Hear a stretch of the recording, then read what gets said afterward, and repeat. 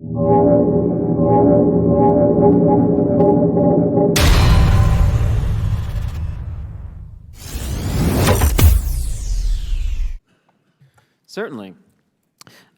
In the 2003 timeframe, a large group of Boeing contractors were operating near one of the launch facilities at Vandenberg Air Force Base when they observed a very large 100-yard sided red square approach the base from the ocean and hover at low altitude over one of the launch facilities.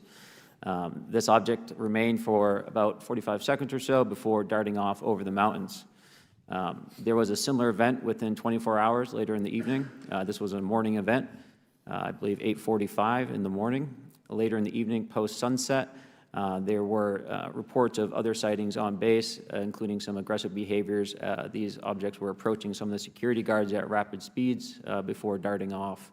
And this is information that was received through one of the witnesses that have approached me at Americans for Safe Aerospace. Was this documented in any official form, whether it was a police blotter? Yes, they had official documentation and records from the event that the witness held over the years. And I'm not going to ask you to do it right now for time reasons, but you'd be able to sketch what was witnessed, correct? And have you seen that before on any other equipment and/or during your flight time? I have not seen what they've described. This object was estimated to be almost the size of a football field, and I have not seen anything personally that large. Okay, and then another question on follow-up referencing the gimbal video go fast incident. Can you just clarify, because to our understanding, the footage was actually cut off at a certain point, but what happens at the end of that video, just for those Americans specifically that are wanting to know about the rest of that footage? Certainly. There was some uncertainty or instability with the object. It seemed to rock a bit, and that's the last I had seen of the video. Much of the data that I would recommend be analyzed would consist of radar data that would provide precise kinematics on the object, as well as the fleet of objects that were operating nearby. Okay, and follow-up, in regards to the reporting procedures that Mr. Garcia had addressed on, as well as Representative Burchett, with the FAA, to your understanding, pilots that are seeing this, commercial airline pilots, are they receiving cease and desist letters from corporations for coming forward with information in regards to safety for potential airline passengers? I have been made privy to conversations with commercial aviators who have received cease and desist orders. So the American public should know that corporations are putting their own reputations on the not the line, but ahead of the safety of the American people. And I think, would you agree with that statement? It appears so. Okay. And I guess this would be my last, I'm out of time. I yield. I'll be back. Good. Mr. Moskowitz. Thank you, Mr. Chairman. Gentlemen, let's talk about the laws of physics for a second. Mr. Graves and Commander Fravor, I heard you talk about speed. When those objects broke the sound barrier, did they make a sonic boom? I was in a jet. You can't hear anything. It's kind of loud in there.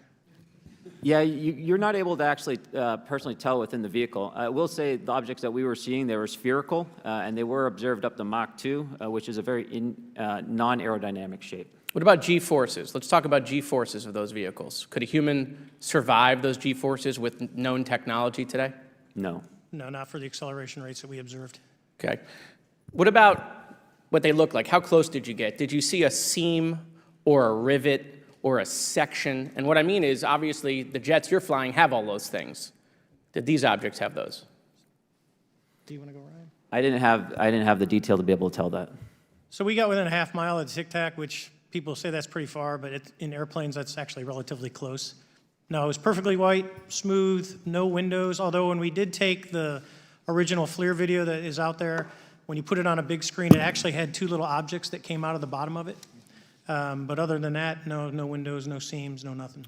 Mr. Grush, as a result of your previous government work, have you met with people with direct knowledge or have direct knowledge yourself of non-human origin craft? Yes, I personally interviewed those individuals.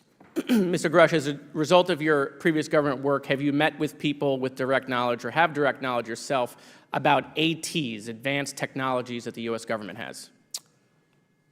Based on conventional advanced tech, I was briefed to the preponderance of the Defense Department's both space and aerospace compartmented programs, yeah. Do you have knowledge or do you have reason to believe that there are programs in the advanced tech space that are unsanctioned? Yes, I do. Okay. Yeah. And when you say that they're above congressional oversight, what do you mean? Complicated question.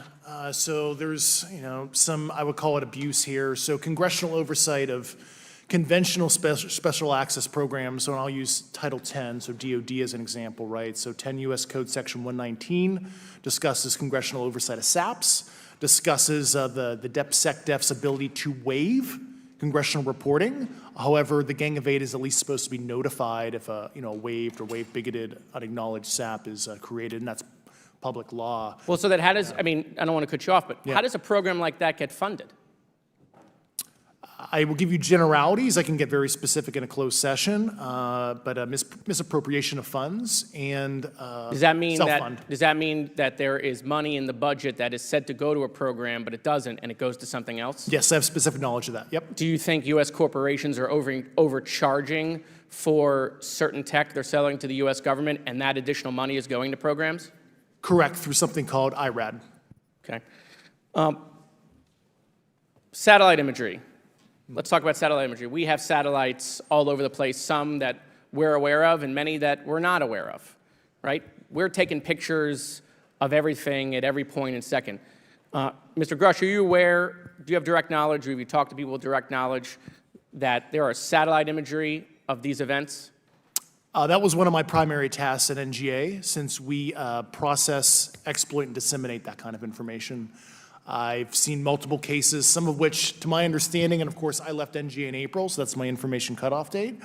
But I personally reviewed both what we call overhead collection and from other strategic and tactical platforms that I could not even explain prosaically. And I have a degree in physics, by the way, as well. And I am aware that you guys have not seen these reports, unfortunately.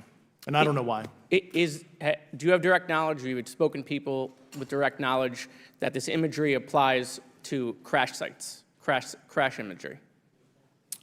I can't discuss that in an open session. Okay.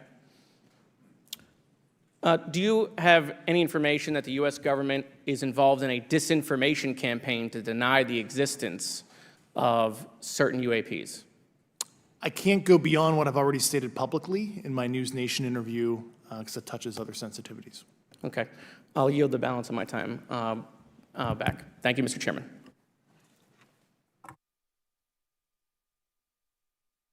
Ms. Fox? Thank you, Mr. Chairman, and I thank our witnesses for being here today. Mr.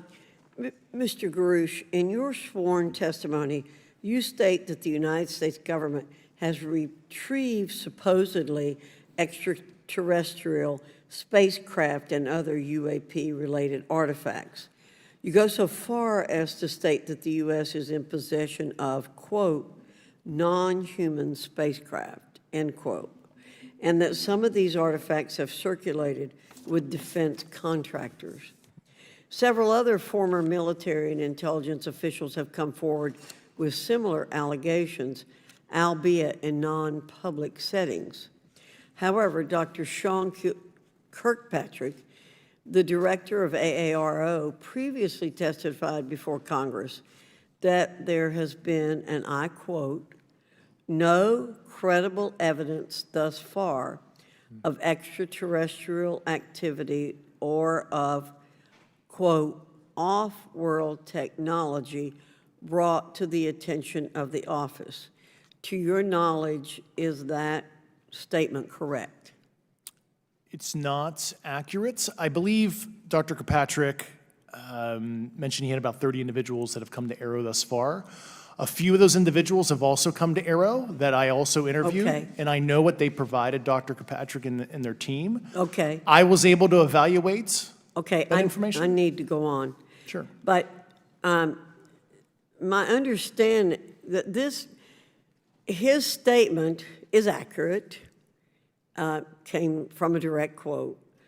And this contradiction is a perfect example of why we need to inject transparency into our government. And for another example, look no further than the pitiful response to the Chinese spy balloon debacle earlier this year.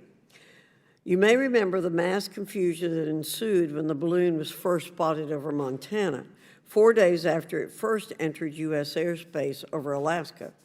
The Biden administration's initial inability to address the object grew into a continuous series of embarrassments. After news of the balloon reached the mainstream media, we were assured that the balloon posed no threat to our security. However, after the balloon was allowed to transit the entire continental United States, fighter jets were scrambled off the coast of South Carolina to shoot it down. This flip-flopping and obfuscation caused needless confusion, fear, and panic across the country. It's my hope, Mr. Chairman, that this sort of confusion will not be repeated. We should investigate the extent to which elements of our government possess or do not possess information that is of critical value to the American people. We owe it to the citizens of this nation to make sure that our government is transparent and accountable.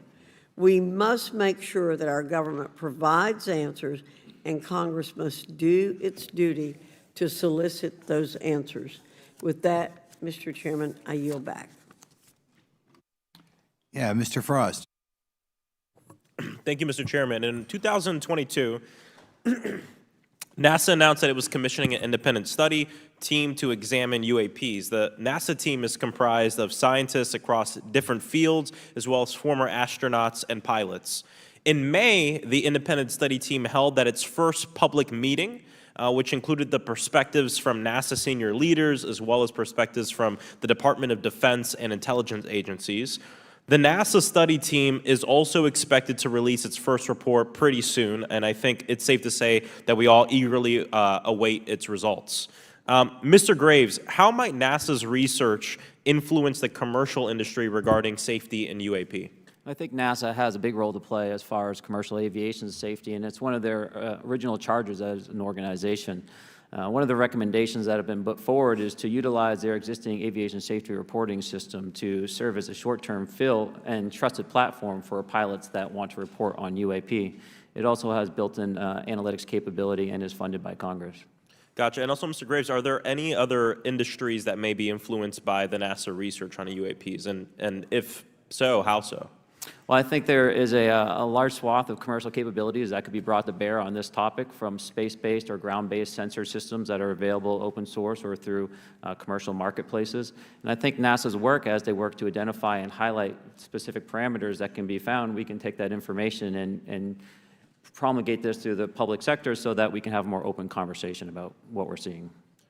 You know, in 2020, the Department of Defense released several videos of UAPs, including Mr. Fravor's experience, U.S. Navy pilots that recorded footage.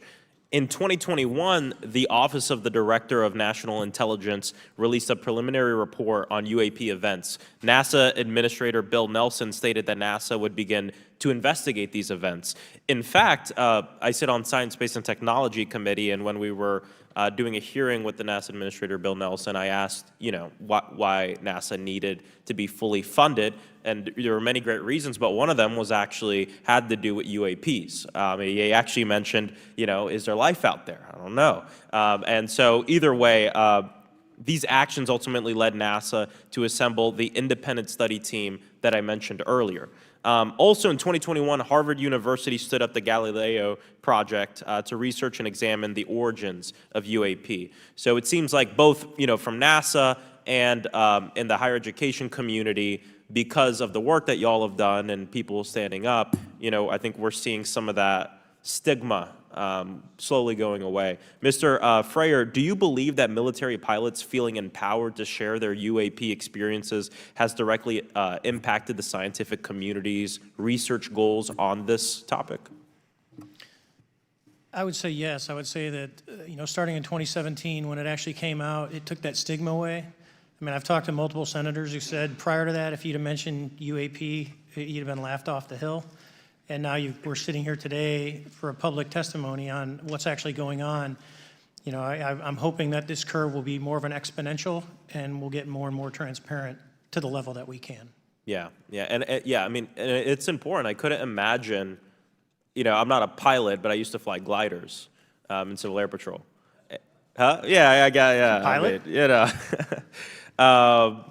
And so either way, I mean, I couldn't imagine, you know, being in the glider and seeing something, and then not feeling like I had the agency to talk about it. Mr. Graves, can you discuss the importance of seeking scientists to sit on your advisory board? Absolutely. I think ultimately this is going to be a scientific problem. And not only that, it's also an engineering problem. I've been working with the American Institute of Aeronautics and Astronautics to help them stand up a UAP integration committee to help integrate their engineering prowess into this problem. And so, yes, very much, I think this is an engineering and scientific problem as much as a national security problem. And how might Congress help to facilitate partnerships between the scientific community and the UAP focus groups within government? Well, I think one of the things they can do is to have these types of hearings to communicate to the public that this is a topic of interest. I think that there is a pseudo-market, if you will, of interested capabilities and talent that want to approach this topic, and we're seeing that start to grow now. So I think continued conversation, reduction of stigma is going to allow that to flourish and allow answers to help generate themselves. 100%. Well, thank you all for being here, and thank you for your work. I think it's important that we keep our top scientific minds focused on this issue and look for ways to increase collaboration. Thank you so much. I yield back. Mr. Comer. Thank you, Mr. Chairman. Let me say I want to thank you for having this hearing, and I want to thank Mr. Burchett and Ms. Luna for leading this hearing. And with that, I yield my 5 minutes to Mr. Burchett. Thank you, Mr. Chairman. I'm going to direct this, I believe, to Mr. Grush, but if any of you all feel like you need to jump in, just jump right in. We're good. Has the U.S. government become aware of actual evidence of extraterrestrial, otherwise unexplained forms of intelligence? And if so, when do you think this first occurred? I like to use the term non-human. I don't like to denote origin. Keeps the aperture open, both scientifically. Certainly, like I've discussed publicly previously, 1930s. Okay. Can you give me the names and titles of the people with direct firsthand knowledge and access to some of this crash retrieval, some of these crash retrieval programs, and maybe which facilities, military bases that the recovered material would be in? And I know a lot of Congress talked about we're going to go to Area 51, and you know, I mean, there's nothing there anymore anyway. It's just, you know, and we move like a glacier. And as soon as we announce it, I'm sure the moving vans would pull up. But please. I can't discuss that publicly, but I did provide that information both to the Intel committees and the Inspector General. And we could get that in the SCIF if we were allowed to get in a SCIF with you. Would that be probably what you would think? Sure, if you had the appropriate accesses, yeah. What special access programs cover this information, and how is it possible that they have evaded oversight for so long? I do know the names. Once again, I can't discuss that publicly and how they've evaded oversight. In a closed setting, I can tell you the specific tradecraft used. All right. When do you think those programs began, and who authorized them? I do know a lot of that information, but that's something I can't discuss publicly because of sensitivities. All right. If any of y'all want to jump in on any of this, you're more than welcome to. What level of security clearance is required to fully access these programs? Well, anybody who has... and I say that because myself, Representative Gates and Representative Luna were basically turned away at one point at Eglin. So please go right ahead. Certainly difference between member access and say somebody like me, but anybody who has a TSSCI clearance and meets the eligibility criteria, the access adjudicative authority should be able to grant you access. Mr. Burchett, if you'll yield, so just to put a fine point on that, there's nothing that you're aware of that's above special access program classification. It's a misnomer that there's anything actually above top secret. Executive Order 13526 delineates the classification levels. Right, but I draw a point on that because we can have access to those programs, and so the notion that we're not being given that access sort of defies our typical muscle memory here in Congress. Thank you, Mr. Burchett. I'll yield back to you. Thank you, Mr. Gates. Along those lines, Title 10, you may not know this or not, but Title 10 and Title 50 authorization, they seem to say they're inefficient. So who gets to decide this, in your opinion, in the past? It's a group of career senior executive officials. Okay, are they government officials? Both in and out. Do what? Both in and out of government, and that's about as far as I can go there. Yeah. All right, well, that leads to my next question. Which private corporations are directly involved in this program? How much taxpayer money has been invested in these programs, to your knowledge? I mean, we know we audit the Pentagon every year, and I've been here 5 years, and they failed the dadgum thing every year. They lose over $1 billion a year, we think, and I've told the Department of Defense maybe 60% of their assets are unaccounted for, whatever the heck that means. In the public sector, you go to jail for that kind of crap. So tell me.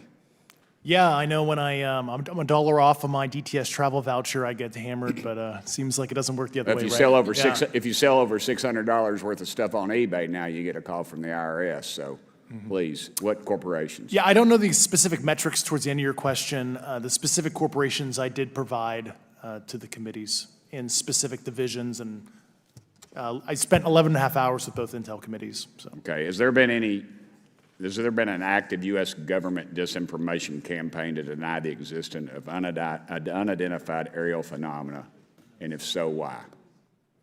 I can't go beyond what I've already espoused publicly about that.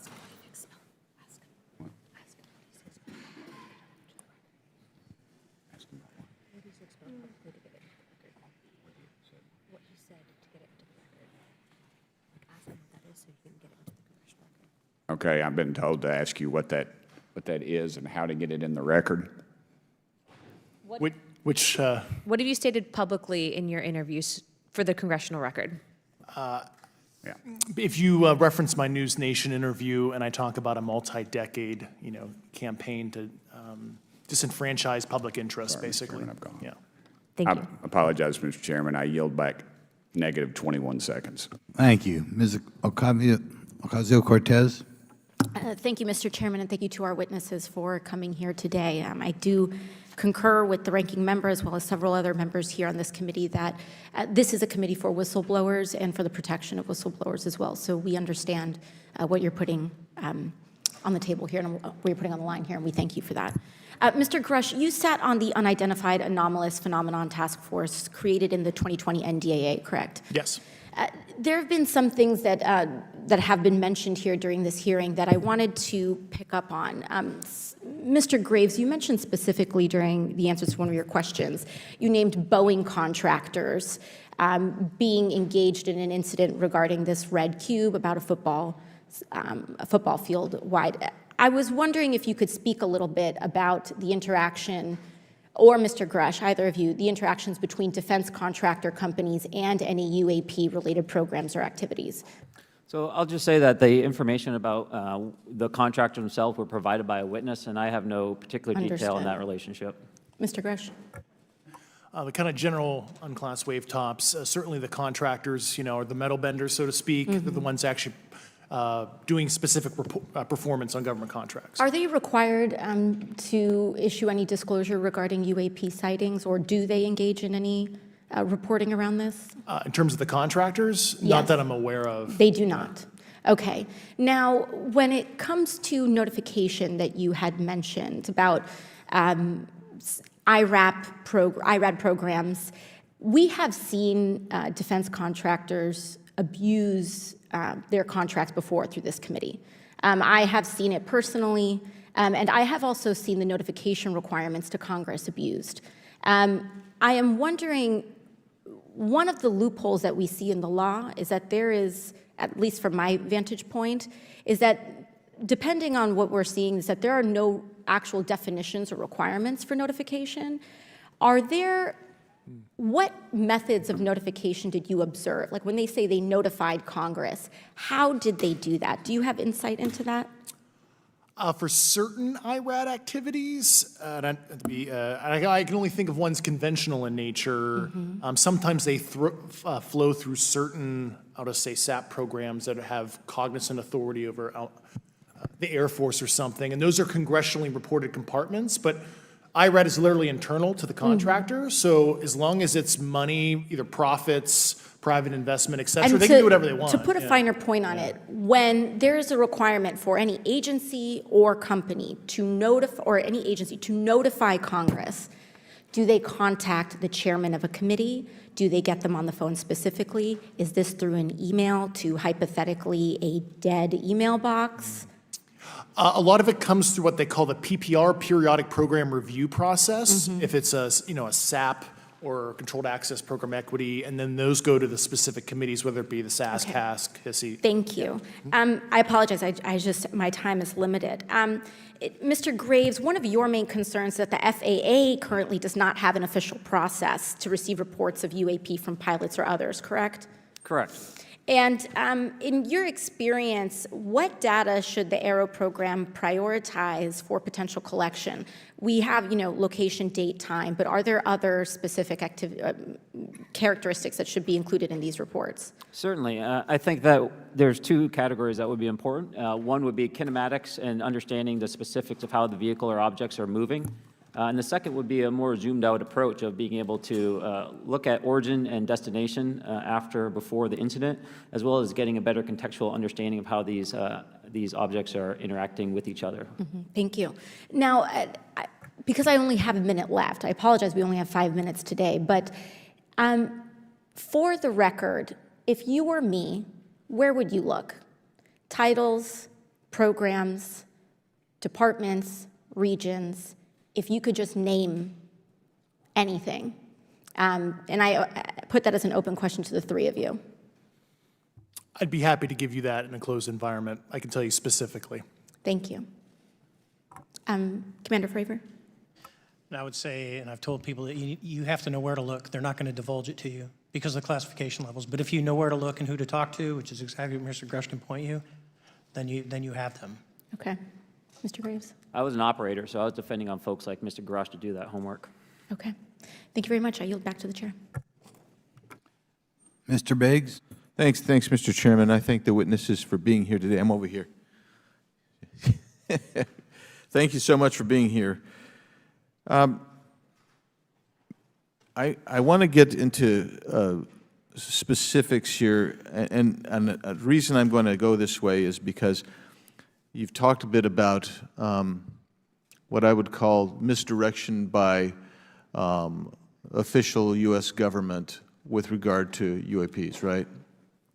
And so I'm going to get to that in a second. But last week, White House NSC spokesman John Kirby stated that UAPs are having an impact on our training ranges and need to be treated as a legitimate issue. Do you concur with his statements? That's for each of you. Yes. Yes. Yes. Okay. Now, having said that, I'm going to take you to specific instances around the Phoenix Valley, because that's where I live. And in '97, we had the famous Phoenix Light case. I don't know if any of you are familiar with that. There were two things that went along with that, and the explanation was military training range off Luke and the Barry Goldwater Range. Do you know anything different other than the official explanation of those lights? Only what's in the public vernacular about it. That was outside the scope of my duties. And if we wanted to, just my question along with my colleague from New York, Ms. Ocasio-Cortez, if we wanted to find out more about that, where would we go to find the files, and who would we address? And are you going to tell me we need to go to a SCIF so you can tell us in a SCIF? I could potentially give you a vector on that. That specific case, I'm familiar with it in terms of public, but I give you a vector in a closed environment, yeah. That would be good, thank you. So if it's true that UAPs are having an impact on training ranges, and this administration considers it to be a legitimate issue, what steps can Congress take to address training range impacts? And I say that having two very large training ranges in my state. And so we'll start with Mr. Graves and go on down the panel. Some of the initial procedures have been implemented, such as within the United States Navy, that have a range failure report that gathers information from pilots. I understand that a service-wide reporting mechanism is still pending. However, that would be a great next step, not only for gathering information, but for showing the troops that it is an acceptable topic and reducing the stigma. Okay, please, all of you continue. Yeah, as a recipient of a lot of those training range reports, sometimes we only get contextual kind of oral reporting. It'd be nice if they attached all sensor data and there's a system in place that can handle multiple classifications of data. And that's an issue with the F-35, right? That jet was never built to be an ISR platform. And it's a pain in the, we'll just say butt, to get that data off, so, yeah. Great, thank you. Yeah, I would agree with the previous two. Being a user of those training ranges, That the data has to be out there. You have to acknowledge that you're seeing them, and then you have to collect the data. Right now, you get the report, someone says, I saw something, but no one collects the radar data to back it up and do research. Okay. Do you believe that the 2019 classification guidelines for UAPs interferes with the federal government's ability to be transparent with the American people? And do you think we need to be more transparent with the American people? All of you, yeah. I'll say yes to that. Yeah, I'm familiar with at least the UAP Task Force 2019 Security Classification Guide. I think it's fair. I did actually help author that with the director you got a bias that way then. But I will say, I'll call it a lazy attitude about declassifying videos. I mean, I've seen some of the videos of the recent shoot down, and I saw no reason that couldn't have been released as long as they mask some data. The American people deserve to see that imagery and full motion video. I would think, well, in my opinion, I will say things are overclassified. I know for a fact the video or the pictures that came out in the I think it was 2020 report that had the stuff off the East Coast, they were taken with an iPhone off the East Coast. A buddy of mine was one of the senior people there, and he said they were originally classified at TSSCI. And my question to him was, what's TSSCI about these? They're an iPhone literally off the vacapes. That's not TSSCI. So they're overclassified, and as soon as they do that, they go in a vault, and then you all have to look for them. Yeah, so with the overclassification, that may be one way. Are there other ways that the DOD or intelligence agencies are keeping this information from the American people or even from Congress? I think part of that has been not encouraging reporting. If the problem is not something that can be measured, it's not something that's going to be fixed. Okay, very good. Well, I'm out of time, and I thank you, Mr. Chairman, and I yield back. First of all, without objection, Representative Nick Langworthy of New York has waived on the subcommittee for purpose of questioning witnesses at today's subcommittee hearing. And then we go to Mr. Burleson. Thank you, Mr. Chairman. Appreciate you guys coming out today, testifying. Look, I've been here for 6 months, and I'm pretty skeptical. I don't trust anything in this town. And so I think that's because I'm from Missouri. You've got to show me, right? With that being said, there's been a lot of things that have been said in the public, Mr. Grush, and so I want to get down to, if we can, some specifics, right? So at one point you had said that there has been harmful activity or aggressive activity. Has any of the activity been aggressive, been hostile in your reports? I know of multiple colleagues of mine that got physically injured. And the activity, and I got by UAPs or by people within the federal government? Both. Okay, so there has been activity by alien or non-human technology and or beings that has caused harm to humans.